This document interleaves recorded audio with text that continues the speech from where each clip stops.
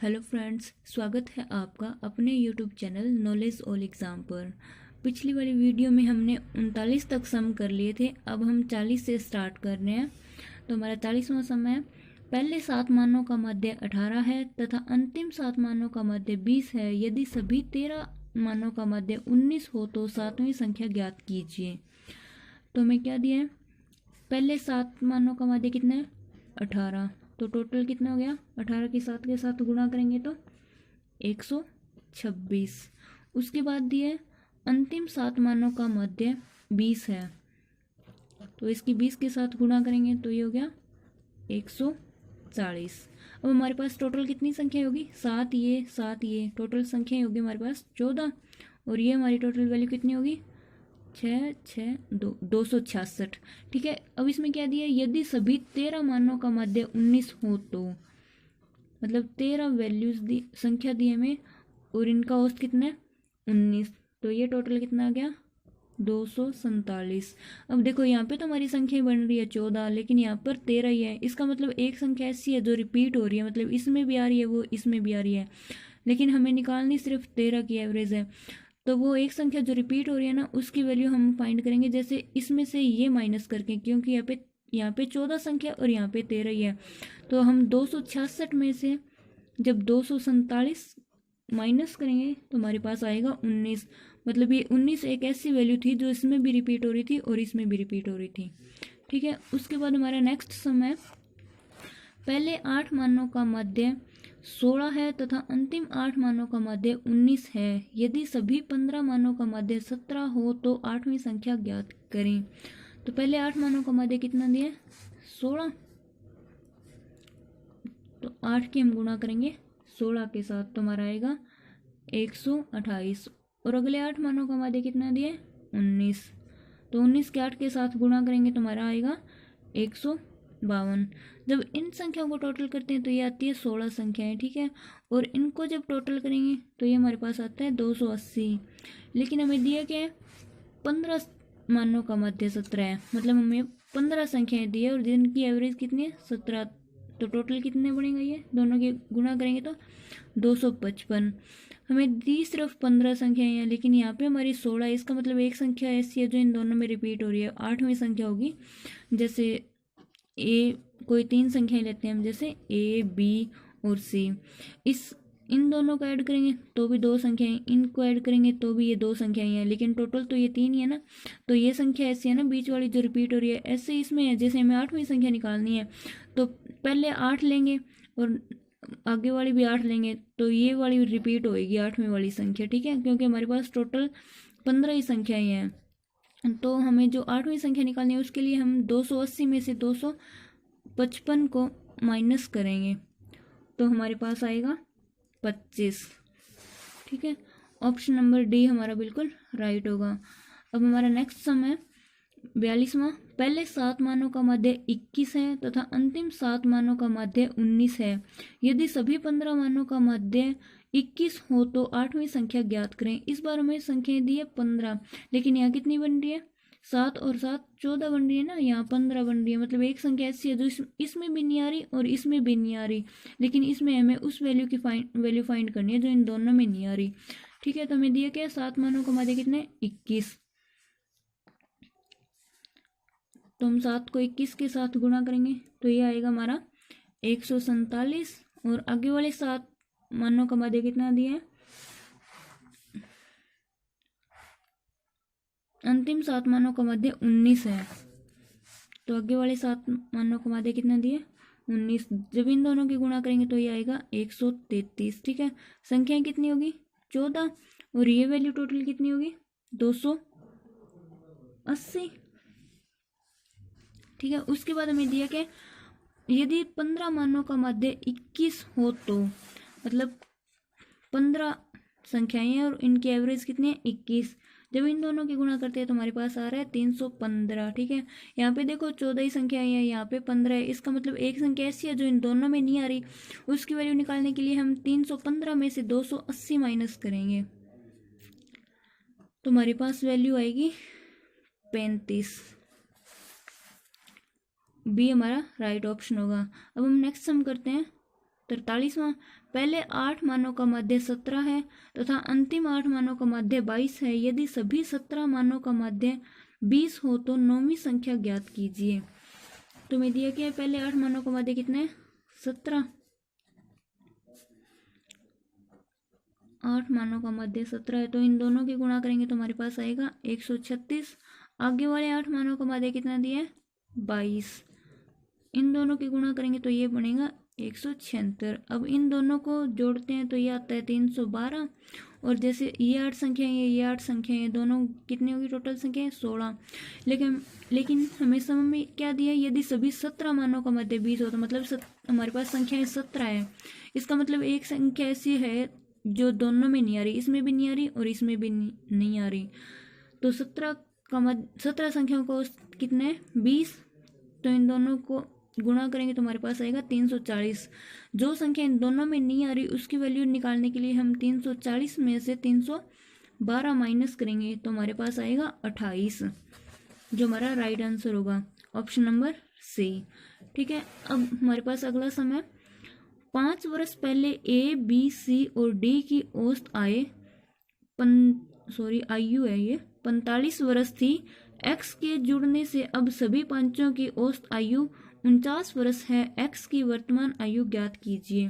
तो हमें दिया जैसे 5 वर्ष पहले ए बी और सी और डी सभी की आयु कितनी थी, 45 वर्ष। ए बी और सी और डी सभी की मतलब 5 वर्ष पहले एवरेज थी कितनी, 45। सबको जोड़ेंगे, 4 से गुणा भी करना पड़ेगा क्योंकि एवरेज थी, तो टोटल इनकी एज निकालने के लिए हम 4 से गुणा करेंगे तो ये हमारे पास बनेगा 180। ठीक है, ये कितने वर्ष थी, 5 वर्ष पहले।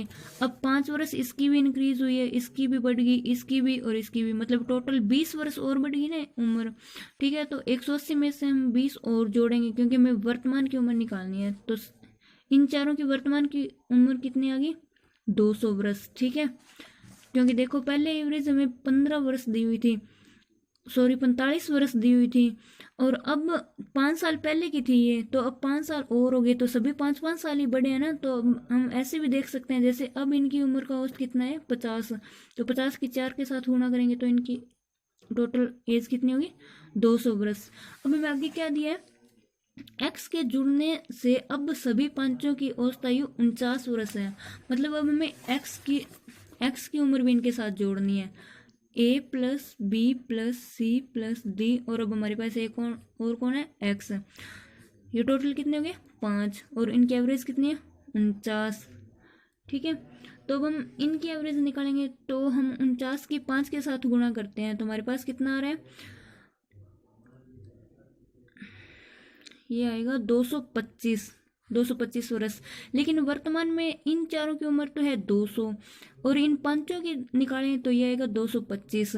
इसका मतलब एक्स की उम्र कितनी होगी, 225 में से हम 200 माइनस करेंगे तो एक्स की वर्तमान आयु आएगी 25 वर्ष, ऑप्शन नंबर। सॉरी फ्रेंड्स, ये 49 के हम जब 5 से गुणा करते हैं तो ये 225 नहीं, ये 245 आएगा। ठीक है, और हम जब हम 245 में से 200 माइनस करेंगे तो ये हमारे आएगा 45 वर्ष। मतलब एक्स की वर्तमान आयु कितनी है, 45 वर्ष। तो ऑप्शन नंबर सी हमारा बिल्कुल करेक्ट होगा। ठीक है, उसके बाद 45वां समय, 5 वर्ष पहले पी तथा क्यू की औसत आयु 15 वर्ष थी। आज पी क्यू तथा आर की औसत आयु 20 वर्ष है। 10 वर्ष के बाद आर की आयु कितनी होगी। मतलब हमें दिया 5 वर्ष पहले की और पी तथा क्यू की आयु। ठीक है, तुम्हारा सम नंबर है 45। 5 वर्ष पहले पी तथा क्यू की एवरेज कितनी थी, पी प्लस क्यू की आयु का एवरेज कितना था, 15। ये 2 है तो इसको 2 से गुणा करेंगे मतलब 30। 5 वर्ष पहले दोनों की उम्र कितनी थी, 30 वर्ष। ठीक है, 5 वर्ष पहले थी तो 5 वर्ष ये भी बढ़ गया, 5 वर्ष ये भी बड़ा हो गया, तो टोटल कितना हो गया, 10 वर्ष बड़े हो गए। मतलब अब वर्तमान में दोनों की आयु कितनी है, पी तथा क्यू की वर्तमान आयु कितनी है, 40 वर्ष। क्योंकि पहले 5 वर्ष पहले ये दोनों की आयु 30 वर्ष थी, अब दोनों 5-5 साल और बढ़ गई तो टोटल 10 साल बढ़ गई ना, तो वर्तमान में दोनों की आयु कितनी है? 40 वर्ष। ठीक है, उसके बाद हमें कितना दिया? पी क्यू तथा आर की एवरेज 20 वर्ष है, वर्तमान में है। ठीक है, तो P plus Q plus R तीनों की एवरेज 20 है, तो 3 के साथ गुणा करेंगे तो ये कितना आएगा? 60। ठीक है, अब हमें निकालना क्या है? आर की आयु कितनी होगी 10 वर्ष के बाद। पहले हम निकालते हैं वर्तमान में कितनी होगी आयु। ठीक है, तो इन तीनों की आयु वर्तमान में है 60, पी और क्यू की है 40, तो आर की निकालने के लिए हम पी और क्यू की वैल्यू इसमें से माइनस कर देंगे, तो आर की वैल्यू कितनी आ जाएगी? 20, क्योंकि तीनों की 60 है, इन दोनों की 40 है, तो आर की निकालने के लिए हम ये 40 माइनस कर देंगे 60 में से, तो आर की वर्तमान आयु कितनी है? 20 वर्ष। पूछी कब क्या? 10 वर्ष के बाद आर की आयु कितनी होगी? 10 वर्ष के बाद, तो अब 20 है, तो 10 वर्ष के बाद कितनी होगी? 30 वर्ष। ठीक है, तो ऑप्शन नंबर ए हमारा बिल्कुल करेक्ट होगा। अब हमारा नेक्स्ट सम है 46। 10 वर्ष पहले पी तथा क्यू की औसत आयु 25 वर्ष थी, आज पी क्यू तथा आर की औसत आयु 25 वर्ष है, 10 वर्ष के बाद आर की आयु कितनी होगी? तो हमारा 46वां सम है, हमें दिए पी और क्यू की आयु कितने टाइम पहले की दी है? 10 वर्ष पहले की, और एवरेज कितनी है? 25, तो 25 को 2 से गुणा करेंगे तो ये आ गया 50, मतलब 10 वर्ष पहले दोनों की आयु का टोटल कितना था? 50। 10 वर्ष ये भी बढ़ गया, 10 वर्ष ये भी बढ़ गया, तो वर्तमान में दोनों की आयु कितनी है? 70। ठीक है, अब हमें दिया पी क्यू और आर की वर्तमान आयु की एवरेज, वो भी 25 वर्ष है। ठीक है, पी क्यू और आर की एवरेज कितनी है? 25, 3 से गुणा करेंगे तो ये कितना आ गया? 75। पी क्यू आर तीनों की है 75, पी और क्यू की है 70, मतलब आर की वर्तमान आयु कितनी है? 5 वर्ष। अब हमें क्वेश्चन में क्या पूछा है? 10 वर्ष के बाद आर की आयु कितनी होगी? अब 5 वर्ष है, तो 10 वर्ष बाद कितना हो गया? 15 वर्ष। ठीक है, तो ऑप्शन नंबर सी हमारा बिल्कुल करेक्ट होगा।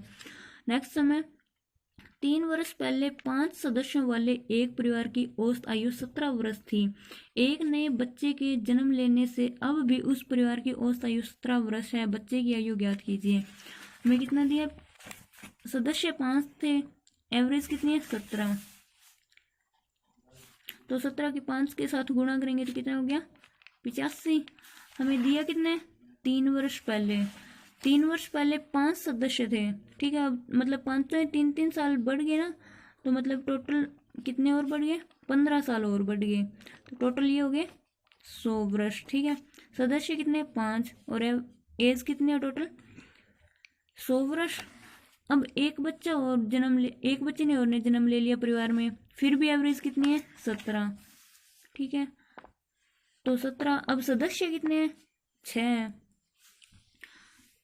तो 17 की जब 6 के साथ गुणा करेंगे तो आएगा 102। ठीक है, लेकिन इन पांचों की एवरेज तो है अब वर्तमान में 100, और 6 की टोटल एज बन रही है 102। इसका मतलब जो छठा है, मतलब जो छोटा बच्चा है, उसकी आयु कितनी होगी?